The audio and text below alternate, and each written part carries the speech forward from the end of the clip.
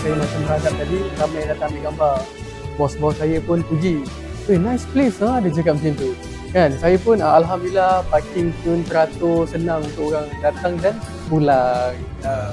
Okay, so actually Ain pernah pergi rumah Abang Jamil dekat Seremban, kawan kahwin. And then masa tu Ain macam, oh my, Ain sangat amazed dengan rumah Abang Jamil tau.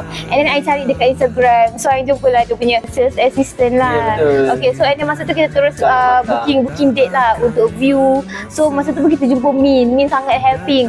Terangkan semua package, apa yang disediakan, apa package yang include, yang kita nak, yang sesuai dengan apa yang kita orang nak. So since kita orang pun memang nak buat intimate nikah, so apa yang Min cadangkan tu sangatlah sesuai dengan apa yang Kita plan bersama. kita expect bersama lah.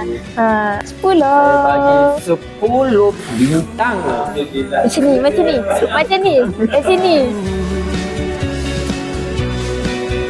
Satu permintaan kau berikan kesempatan untuk hidup denganmu.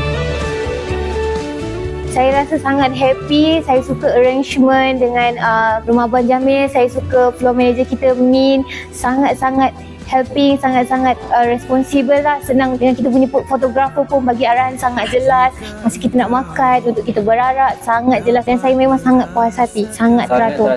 Daripada kita jalan, pengantin lelaki, pengantin perempuan, majlis nikah, ijab kabul, sampailah dah habis potong kek pun kita sangat puas hati. Sangat jelas, teratur. Cantik, kemas. Lepas tu dia punya kursi meja semua teratur, dah tersusun semua kan. Masuk kat dalam ni, lagi tutup, aircon pun sejuk. Saya tambah sikit lah. Macam Balkis ni, dia minat yang bunga-bunga. Lepas tu yang hijau. Jadi tempat dia memang sesuai lah. Memang kena dengan pilihan dia lah. Kan? Betul. Lepas tu ada tempat dia nak bagi semua.